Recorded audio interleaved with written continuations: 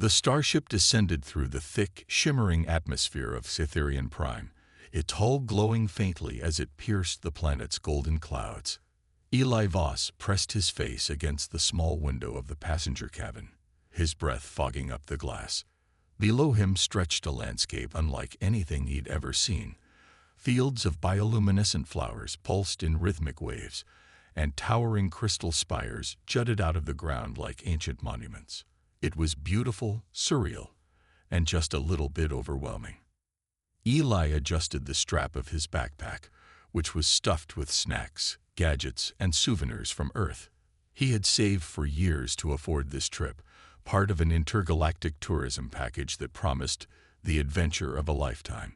So far, all he'd done was sit through hours of safety lectures and fill out endless forms about galactic customs regulations. But now, finally, they were here. As the ship touched down at the Royal Spaceport, Eli felt a surge of excitement. This was it, the moment he'd been waiting for. He grabbed his bag, slung it over his shoulder, and joined the line of passengers disembarking onto the platform. The air outside smelled sweet, almost floral, and the sky above shimmered with hues of purple and gold.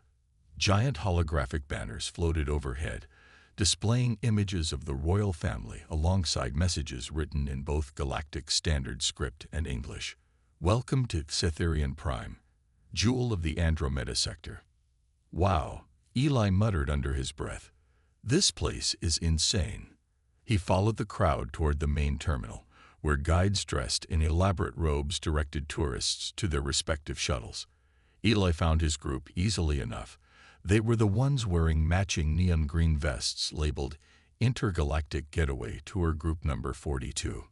Their guide, a cheerful alien named Zilna with 6 arms and skin that sparkled like glitter, greeted them warmly. "Welcome, travelers," Zilna chirped, her voice high-pitched and melodic. "Today, we will visit the magnificent royal palace of Cytherean Prime. Please remember to stay within designated areas, respect local customs, and avoid interacting with members of the Royal Guard unless spoken to directly. Now, let us begin our journey." Eli rolled his eyes but kept quiet. Rules were rules, after all, even if they sounded a little boring. Still, he couldn't help feeling a twinge of irritation. Why did aliens always have to be so uptight? The shuttle ride to the palace took less than 10 minutes, but it felt like stepping into another world entirely. The road wound through lush gardens, filled with plants that glowed softly in the dim light. Waterfalls cascaded down cliffsides, their streams catching the sunlight and scattering rainbows across the landscape. In the distance, the palace loomed.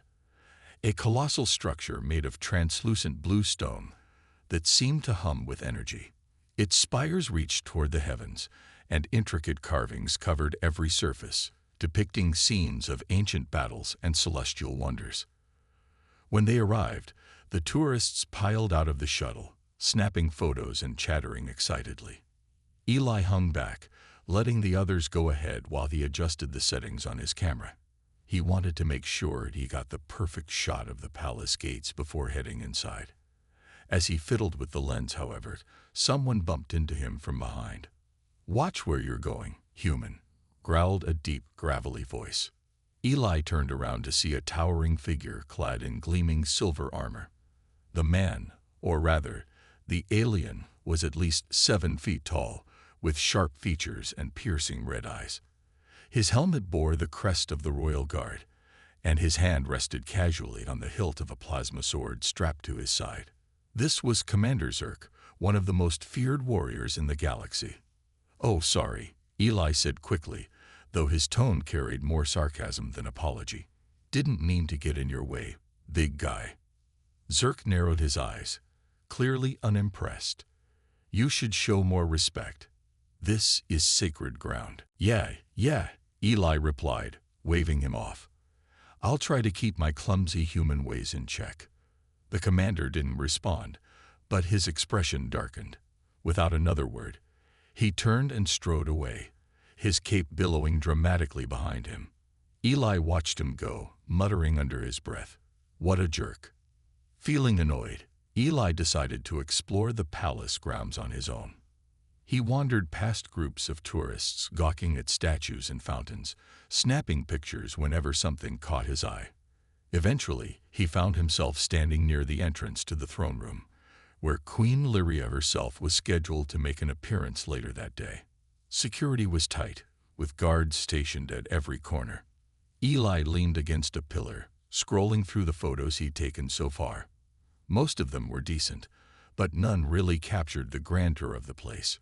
Frustrated, he sighed and looked up, only to realize that one of the guards nearby was watching him intently. It was Zerk again. Great, Eli thought. Just what I needed. Is there a problem? Zerk asked, his voice cold and clipped. Nope, Eli said, forcing a smile. Just enjoying the view. You're blocking the path, Zerk replied, gesturing toward the flow of people moving around them.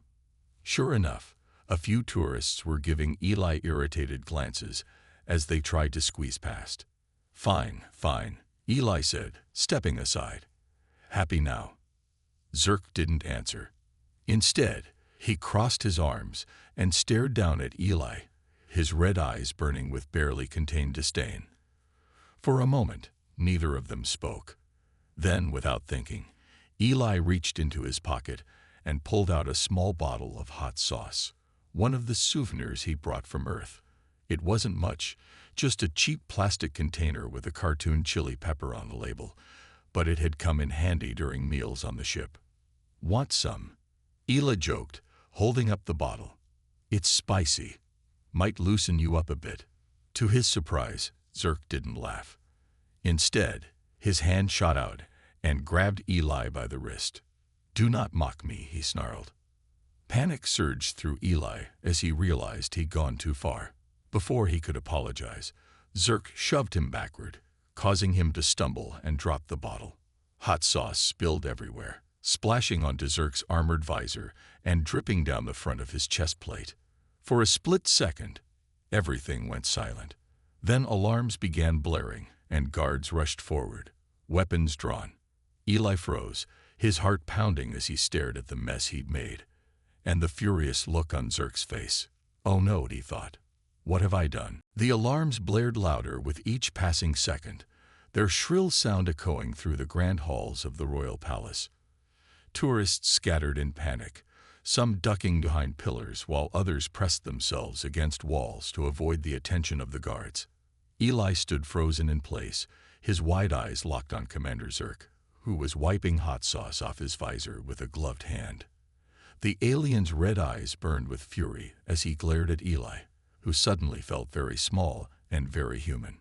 Do you have any idea what you've done? Zerk growled, his voice low and menacing. Eli swallowed hard. Spilled some sauce. Before Zerk could respond, two royal guards appeared at his side, their weapons drawn and pointed directly at Eli. One of them barked something in a language Eli didn't understand, but the tone made it clear they weren't inviting him for tea. Another guard grabbed Eli by the arm, pulling him away from the scene as more palace staff rushed in to clean up the mess. Wait. Hold on. Eli protested, struggling against the guard's grip. It was just a joke. I didn't mean. No excuses, Zerk interrupted sharply. Assaulting a member of the royal guard is a serious offense. You will face judgment. Eli's stomach sank. Assault. Judgment. All because of a little hot sauce. He glanced around desperately, hoping someone would step in and explain that this was all a misunderstanding. But the tourists were too busy taking photos or running for cover, and the guards showed no signs of sympathy. Within moments, Eli was dragged out of the throne room and into a dimly lit corridor that led deeper into the palace. The holding cell wasn't what Eli had expected. Instead of cold metal bars or damp stone walls, it was sleek and futuristic, with glowing panels lining the ceiling and floor. A translucent energy field blocked the entrance, shimmering faintly like water. Eli paced back and forth inside the small space, muttering to himself. This can't be happening, he said aloud. It's just hot sauce. How does that even assault? They're overreacting. He flopped down onto the bench built into the wall, burying his face in his hands. For the first time since arriving on Cytherian Prime, the reality of his situation hit him hard. This wasn't Earth. Here, rules were stricter, punishments harsher, and mistakes like his could cost him dearly. He replayed the incident in his mind, cringing at every detail. Why hadn't he just kept quiet? Why did he always feel the need to crack jokes when things got tense? As he sat there, lost in regret, a holographic screen flickered to life on one of the walls. It displayed a series of symbols and text written in Galactic Standard Script, followed by an English translation. Curiami. Assault on a royal guard. Huanishi me nt optionens. Neural reprogramming / exile to the obsidian wastes. Eli's heart skipped a beat. Neural reprogramming sounded bad enough, like something out of a sci-fi horror movie. But exile to the obsidian wastes. That sounded downright terrifying. He remembered hearing snippets about the wasteland during the shuttle ride earlier. Apparently, it was a barren, desolate region filled with dangerous creatures and unstable terrain. No one survived long out there. Oh man, Eli groaned, slumping further into the bench. I'm so screwed. Hours passed, or maybe it was only minutes. Eli couldn't tell. Time seemed to stretch endlessly in the sterile confines of the holding cell. Just when he thought he might lose his mind, the energy field fizzled out, and 2 guards entered the room. They gestured for him to follow them without saying a word. Eli hesitated, then slowly got to his feet. "Where are we going?" he asked nervously. No response. The guards simply turned and walked away, leaving Eli no choice but to trail after them. They led him through a series of corridors until they reached a large chamber adorned with intricate carvings and glowing crystals. At the center of the room stood Queen Lyria herself, seated on a throne that seemed to float above the ground. Her presence was commanding yet serene, her silver hair cascading down her shoulders like moonlight. Beside her stood Commander Zerk, his expression unreadable. Eli gulped. "Your Majesty," he stammered, bowing awkwardly. I didn't mean to cause trouble. It was just a dumb prank. I swear, I'll never do anything like that again."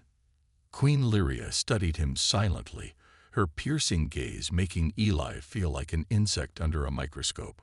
Finally, she spoke, her voice soft but firm. "You are aware of the gravity of your actions, are you not?" "Yes, Your Majesty," Eli replied quickly. "I didn't know it was such a big deal.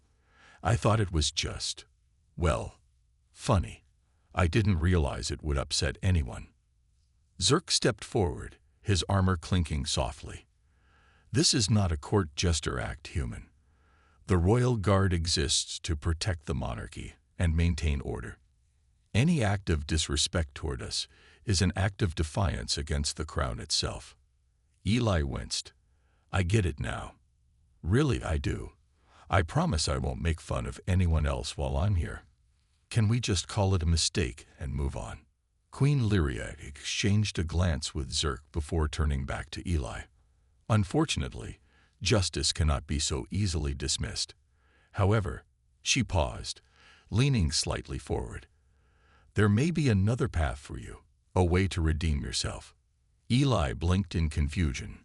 "What do you mean?" "The kingdom faces a threat unlike any other," the queen explained. "A group known as the Void Whisperers has been sabotaging our defenses and spreading chaos throughout the land. An ancient artifact, the Starlight Prism, was stolen recently, and its power is vital to combating this menace. Without it, we risk falling to ruin." Eli frowned. "Okay, but what does that have to do with me?"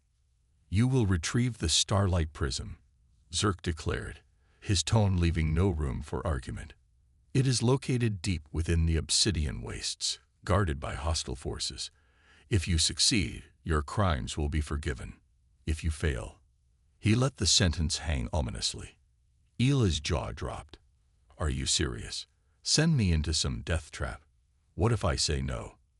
"Then you will face neural reprogramming," Zerk replied matter-of-factly. Eli stared at him, then at Queen Lyria, whose expression remained calm but resolute. There was no negotiating this. His choices were simple: go on a suicide mission to save himself, or stay and suffer a fate worse than death. Neither option sounded appealing, but at least the first gave him a fighting chance. "Fine," Eli muttered, crossing his arms. "I'll do it, but don't expect me to enjoy it." Queen Lyria nodded approvingly. "Very well. You leave at dawn. Prepare yourself, human. The obsidian wastes are unforgiving." With that, the audience ended. The guards escorted Eli back to his cell, where he collapsed onto the bench once more. As the adrenaline faded, exhaustion set in, and he found himself staring blankly at the glowing panels overhead.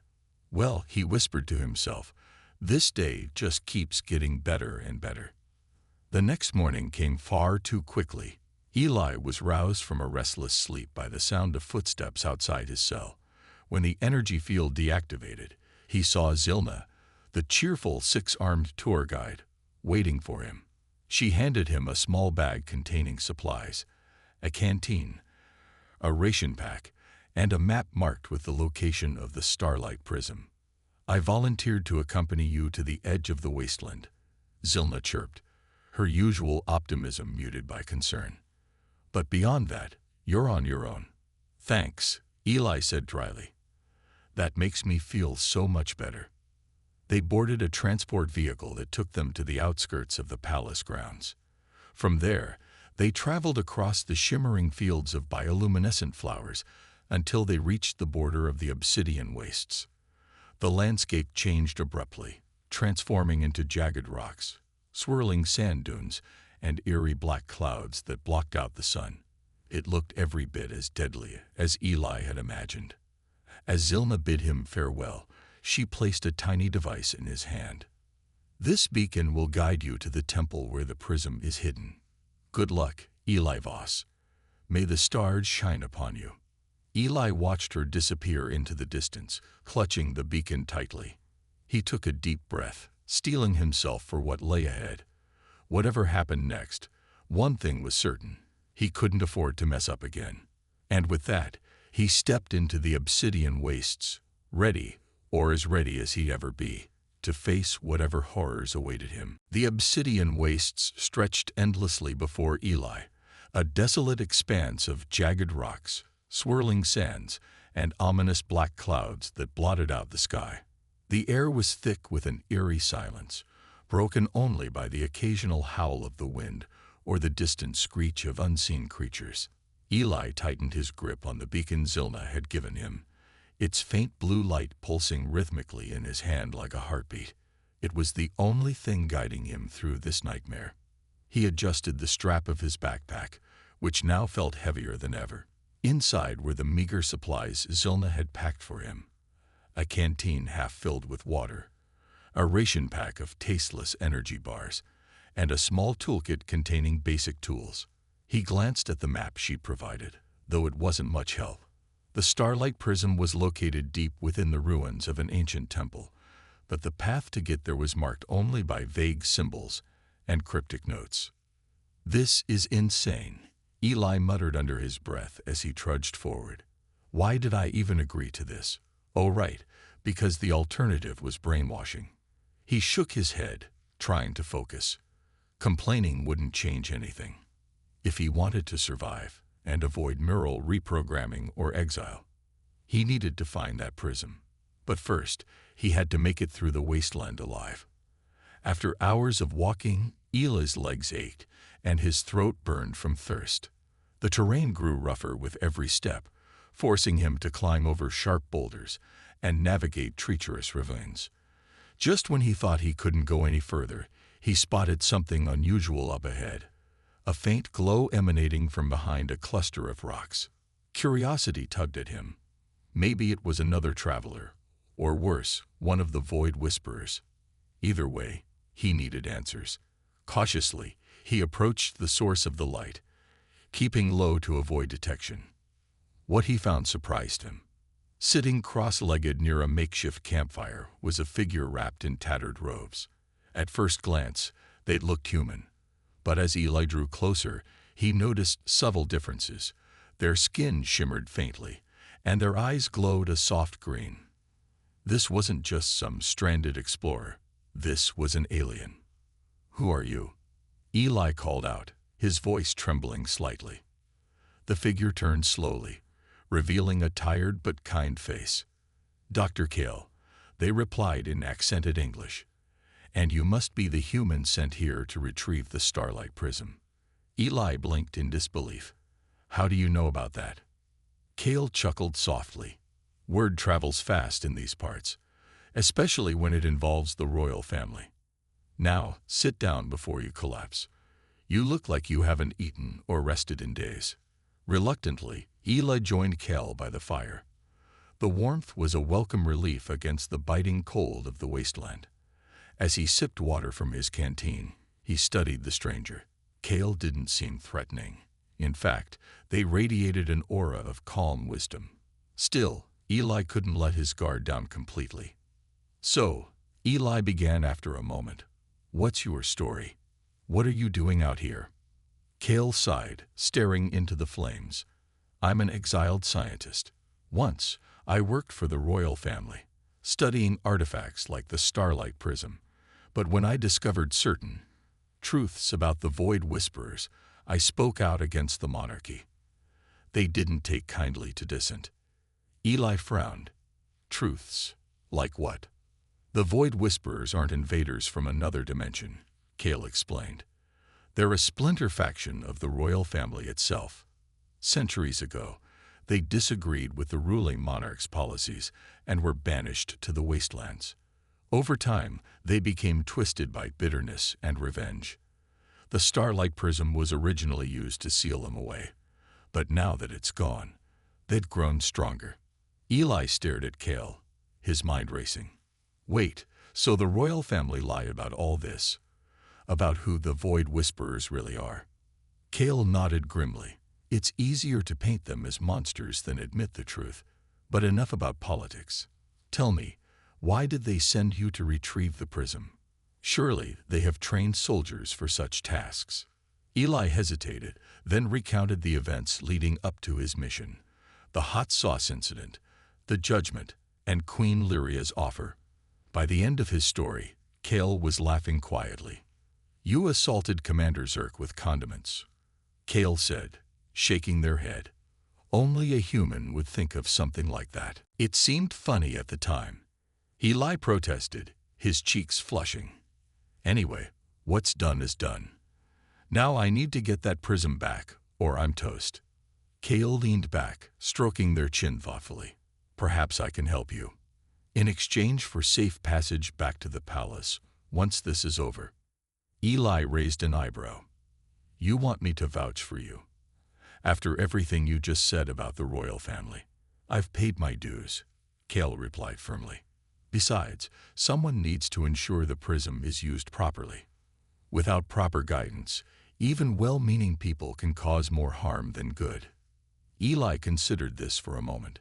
He didn't trust Kale completely, not yet, but having an ally in this hostile environment sounded better than going it alone. "Fine," he said finally, "but if you try anything funny, I'll use more hot sauce." Kale teased, smirking. "Don't worry, Eli. I'm on your side." With Cal's help, the journey became slightly less miserable. They traveled together, navigating the treacherous landscape with surprising efficiency. Kale knew shortcuts and hidden paths that Eli never would have found on his own. Along the way, they encountered several dangers: venomous plants, quicksand pits, and packs of snarling, wolf-like creatures. But Kel's knowledge and quick thinking kept them alive. One evening, as they set up camp near a rocky outcrop, Eli decided to ask the question that had been nagging at him since meeting Kale. "Do you think we can actually pull this off? Get the prism and make it back in one piece?" Kale paused, poking at the fire with a stick. "It won't be easy. The temple is heavily guarded, not just by creatures, but also by traps left behind by the ancients. and the Void Whisperers may already know we're coming. But yes, I believe it's possible. Whether it's probable." They trailed off, leaving the sentence unfinished. Eli groaned. "Great. Always leave me hanging. Why don't you?" Despite the odds, however, Eli found himself growing more determined with each passing day. He wasn't just doing this to save himself anymore. If what Cale said was true, if the Void Whisperers were victims of betrayal rather than pure evil, then maybe bringing back the prism could fix things, or at least start a conversation. Finally, after days of relentless travel, they reached the entrance to the ancient temple. Carved into the side of a massive cliff, it loomed above them like the mouth of a beast. Strange symbols adorned the stone walls, glowing faintly in the dim light. The beacon in Eli's hand pulsed faster, indicating they were close. "This is it," Cale whispered, their voice tinged with awe. "The resting place of the Starlight Prism." Eli tightened his grip on the beacon, his heart pounding. "Let's hope it's worth all the trouble." As they stepped inside, the temperature dropped sharply, and the air grew heavy with an almost palpable sense of foreboding. The interior of the temple was vast and labyrinthine, filled with crumbling statues and intricate carvings. Shadows danced across the walls, cast by flickering torches that seemed to ignite on their own. "Stay alert," Cale warned. "We're not alone." No sooner had they spoken than a low rumble echoed through the chamber. From the darkness emerged a massive biomechanical creature, its body composed of metal plates fused with organic tissue. Its eyes glowed red, and its claws scraped against the floor as it advanced toward them. Eli froze, his mind blank with terror. But any bright ideas? Cale grabbed a nearby torch and hurled it at the creature, buying them precious seconds. "Run." They sprinted deeper into the temple, dodging collapsing pillars and narrowly avoiding falling debris. The creature pursued them relentlessly, its roars shaking the very foundations of the structure. Just when it seemed like they were cornered, Cale spotted a narrow passageway hidden behind a fallen statue. "In here," they shouted, pulling Eli inside. The passageway led to a smaller chamber, where the Starlight Prism rested atop a pedestal. It was a crystalline object, no larger than a fist, radiating a soft, otherworldly light. Eli hesitated for a split second, then grabbed it. "Got it," he exclaimed triumphantly. But their victory was short-lived. The ground beneath them began to tremble, and the walls started to collapse. The creature smashed through the doorway, blocking their exit. "Now what?" Eli yelled, clutching the prism tightly. Cale grinned, pulling a small device from their pocket. "Now we improvise." With a flick of a switch, the device emitted a high-pitched frequency that caused the creature to stagger and collapse. Seizing the opportunity, they bolted for the exit, narrowly escaping as the temple crumbled behind them. Once outside, they collapsed onto the ground, gasping for breath. The prism still glowed brightly in Eli's hand, a symbol of hope and survival. "Well," Cale said between pants, "that went better than expected." Eli laughed weakly. "Yeah, let's not do it again anytime soon." Little did they know, their journey was far from over. The real challenge lay ahead, returning to the palace and confronting the truth about the Void Whisperers and the royal family. The sun had long since vanished behind the thick, swirling black clouds that blanketed the obsidian wastes. Eli Voss and Dr. Cale trudged through the barren landscape, their footsteps crunching against the jagged rocks and dry, cracked earth. The Starlight Prism was safely tucked inside a protective case in Eli's backpack, its faint glow casting eerie shadows on the ground as they moved. Despite their success in retrieving the artifact, neither of them felt any sense of relief. The journey back to the palace promised to be just as dangerous, if not more so, than the one that brought them here.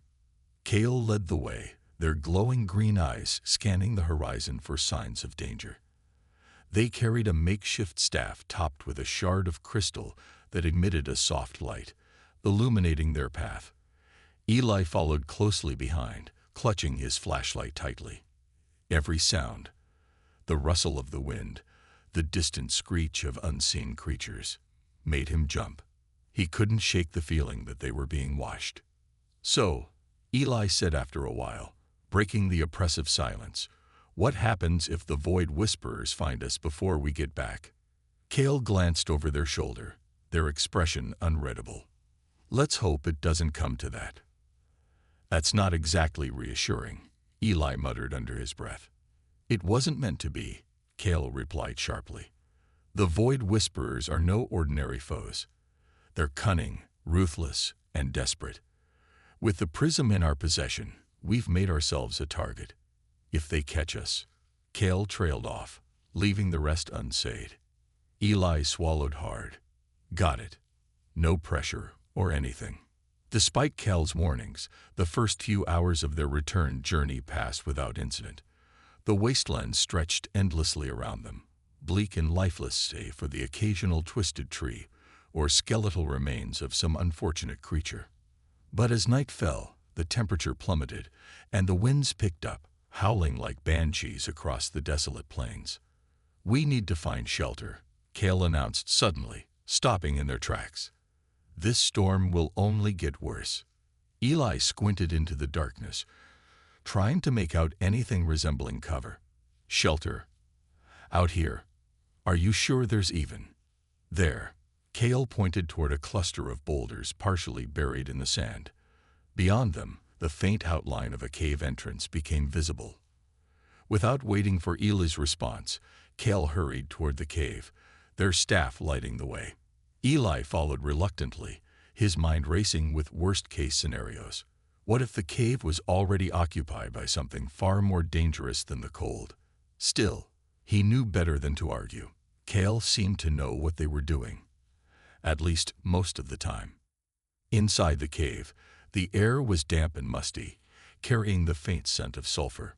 Cale used their staff to illuminate the space, revealing walls covered in ancient carvings similar to those they'd seen in the temple.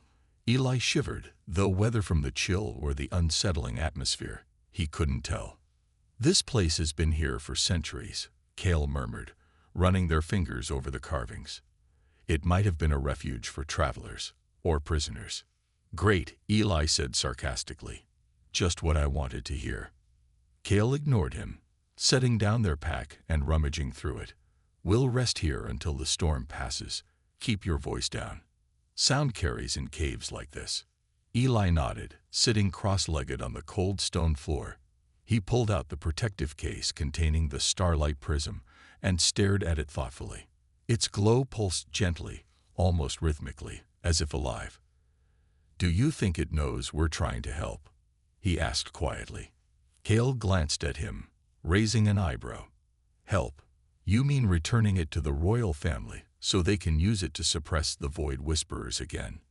Eli frowned. "Isn't that why we came all this way? To stop them." "To control them, you mean," Cale corrected. "The prism isn't a weapon, Eli. It's a key, a tool meant to maintain balance between light and shadow. When the royal family sealed away the Void Whisperers, they disrupted that balance. And now, the consequences are catching up to them." Eli sighed, rubbing his temples. "You really don't like the royals, do you?"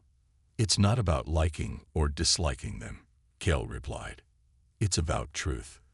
They've perpetuated lies for generations, twisting history to suit their needs. If they reclaim the prism without understanding its true purpose, they'll only deepen the cycle of conflict." Eli opened his mouth to respond but stopped when he heard a low growl echo through the cave. His heart skipped a beat. "Did you hear that?" Cale froze, their hand instinctively reaching for the staff. "Stay quiet." The growl came again, louder this time, accompanied by the sound of claws scraping against stone. Something was approaching, and it wasn't alone. "Get ready to run," Cale whispered urgently. Before Eli could react, a pair of glowing red eyes appeared in the darkness, followed by another pair and another. Dozens of creatures emerged from the shadows, their forms hunched and wolf-like, with razor-sharp teeth and matted fur. Their eyes locked onto Eli and Cale, hunger radiating from every movement. "Oh no," Eli breathed, scrambling to his feet. "What do we do now?" Kale raised their staff, the crystal shard at its tip glowing brighter. "Follow my lead." With a deafening roar, the creatures charged. Kale swung their staff in a wide arc, releasing a burst of energy that sent several of the beasts flying backward. Eli fumbled for the flashlight, shining it directly into the eyes of the nearest attacker. The creature yelped and retreated, temporarily blinded. "Nice thinking," Kale shouted, spinning around to face another wave of attackers. Eli ducked as one of the creatures leaped at him, narrowly avoiding its snapping jaws. He grabbed a loose rock from the ground and hurled it at the beast, striking it squarely in the head. It stumbled, giving him enough time to scramble away. The battle raged on, the cave echoing with snarls and shouts. Just when it seemed like they were outnumbered, Kale activated another device hidden in their sleeve. A high-pitched frequency filled the air, causing the creatures to writhe in pain and retreat into the shadows. Panting heavily, Eli collapsed against the wall, his hands trembling. "Remind me never to piss you off." Kale smirked faintly, though their expression remained tense. "That won't be necessary. Now, let's move before reinforcements arrive." They left the cave as quickly as possible, the storm outside having calmed slightly. The moon peeked through gaps in the clouds, casting an ethereal silver light over the wasteland. For a brief moment, Eli allowed himself to hope that the worst was behind them. But fate had other plans. As they neared the edge of the wasteland, a massive shadow descended from the sky, blotting out the stars. Eli looked up, his blood running cold. Hovering above them was a sleek, black spacecraft shaped like a predator's claw. Its surface shimmered with dark energy, and its engines roared like thunder. "The Void Whisperers," Kale whispered, their voice heavy with dread. A beam of light shot down from the ship, landing mere feet away from Eli and Kale. From within the light stepped a figure cloaked in flowing black robes, their face obscured by a mask etched with intricate patterns. Behind them stood several armored guards, their weapons trained on the intruders. "You have something that belongs to us," the figure said, their voice echoing unnaturally. "Hand it over, and perhaps we'll spare your lives." Eli tightened his grip on the backpack, his mind racing. Handing over the prism would doom Cytherian Prime, but fighting these people was suicide. He glanced at Kale, silently pleading for guidance. To his surprise, Kale stepped forward, lowering their staff. "Wait," they said calmly. "There's more to this than revenge. Let us explain." The figure tilted their head, intrigued. "Speak quickly. Your time is short." And so, Kale began to recount the truth about the prism, the royal family, and the betrayal that had created the Void Whisperers. As they spoke, Eli noticed subtle changes in the figure's posture. Their grip on their weapon loosened, and their stance shifted ever so slightly. When Kale finished, the figure removed their mask, revealing a face both human and alien, marked by scars and wisdom. "If what you say is true," they said slowly, "then the fault lies not with the prism, but with those who wield it." Eli exhaled sharply, realizing they might actually survive this encounter. But the figure wasn't done yet. "Take the prism to the palace," they continued. "Confront Queen Lyria with the truth. If she refuses to listen, then we will decide our next move." With that, the figure signaled their guards, and the ship ascended into the sky, disappearing into the clouds. Eli turned to Kale, his expression incredulous. "Did we just negotiate with terrorists?" Kale smiled faintly. "Not terrorists, Eli. Revolutionaries." As dawn broke over the horizon, Eli and Kale finally reached the border of the obsidian wastes. Ahead lay the shimmering fields of bioluminescent flowers, and beyond them, the towering spires of the royal palace. The hardest part of their journey was still to come, but for the first time, Eli felt a glimmer of hope. Maybe, just maybe, they could change the course of history. The journey back to the royal palace felt surreal. Eli Voss and Dr. Kale walked in silence, their footsteps muffled by the soft glow of bioluminescent flowers that lined the path. The starlight prism rested securely in its protective case, pulsing faintly with an otherworldly light. Despite the beauty surrounding them, neither of them could shake the weight of what lay ahead. They were about to confront Queen Lyria, and the truth she had worked so hard to bury. As they approached the palace gates, a squadron of royal guards emerged, their weapons drawn and their expressions grim. Commander Zerk was among them, his red eyes narrowing as he spotted Eli. "You're late," he growled, stepping forward. Eli raised his hands defensively. "Yeah, well, getting chased by biomechanical monsters and shadowy rebels tends to slow you down." Zerk's gaze shifted to Kale, lingering on the exiled scientist for a moment before returning to Eli. "Hand over the prism immediately." "Not until we speak with Queen Lyria," Kale interjected firmly. "This concerns her directly." The commander hesitated, clearly torn between duty and curiosity.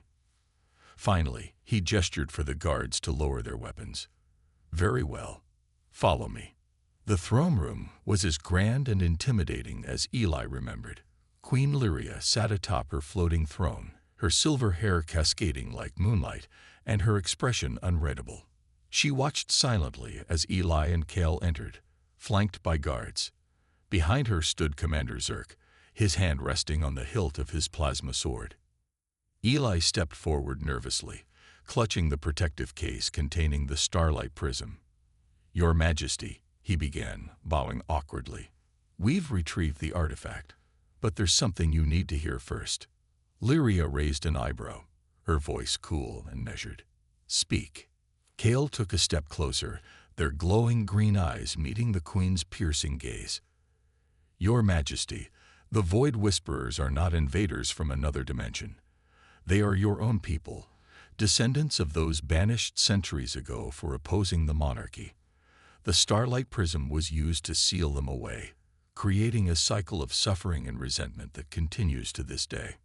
A murmur rippled through the assembled guards, but Lyria remained impassive. "And how do you know this?" "I was one of the scientists who studied the prism," Kale replied without hesitation. "I uncovered the truth during my research, but when I tried to share it, I was exiled. You silenced me because the truth threatened your authority." The room fell silent. All eyes were on the Queen, waiting for her response. For a long moment, she simply stared at Kale, her expression unreadable. Then she turned to Eli. "Is this why you brought them here? To accuse me of deception?" "No," Eli said quickly, shaking his head. "Well, kind of. But also because the Void Whisperers let us go after hearing the same story. They're willing to negotiate, if you're willing to listen." Lyria leaned back in her throne, her fingers tapping thoughtfully against its armrest. "Negotiate? With traitors?" "They're not traitors," Kale countered sharply. "They're victims of betrayal. If you reclaim the prism without addressing the root cause of this conflict, the cycle will only repeat itself. Worse, it could escalate into full-scale war." Commander Zerk stepped forward, his tone harsh. "Enough of this nonsense. The Void Whisperers are criminals who have attacked our kingdom repeatedly. Mercy is wasted on them." "That's where you're wrong," Eli interrupted, surprising even himself with his boldness. "They attacked because they had no other way to be heard. If you keep treating them like monsters, they'll act like monsters. But if you give them a chance..." He trailed off, realizing how naive he sounded. To everyone's surprise, Lyria chuckled softly. "You humans truly are fascinating. So idealistic, even in the face of overwhelming odds." Her amusement faded, replaced by a steely resolve. "Very well. Bring the leaders of the Void Whisperers to the palace. We will discuss terms." The negotiation took place in the palace's grand hall, transformed into a neutral meeting ground. On one side sat Queen Lyria and her advisors, including Commander Zerk, whose scowl deepened with every passing minute. On the other side stood representatives of the Void Whisperers, led by the scared figure Eli and Kale had encountered in the Obsidian Wastes. Tensions ran high, But both parties listened intently as Kale mediated the discussion. The prism must remain unclaimed by either side, Kale explained, holding up the artifact. Its purpose is to maintain balance, not domination. By working together, you can restore harmony to Cytherian Prime. After hours of heated debate, a fragile agreement was reached. The Void Whisperers would return to society, granted autonomy in exchange for renouncing violence. The prism would be safeguarded under joint custody, ensuring neither faction could misuse its power. It wasn't perfect, but it was a start. When the meeting concluded, Eli found himself standing alone in the palace gardens, staring up at the shimmering night sky. The events of the past few days replayed in his mind, leaving him both exhausted and exhilarated.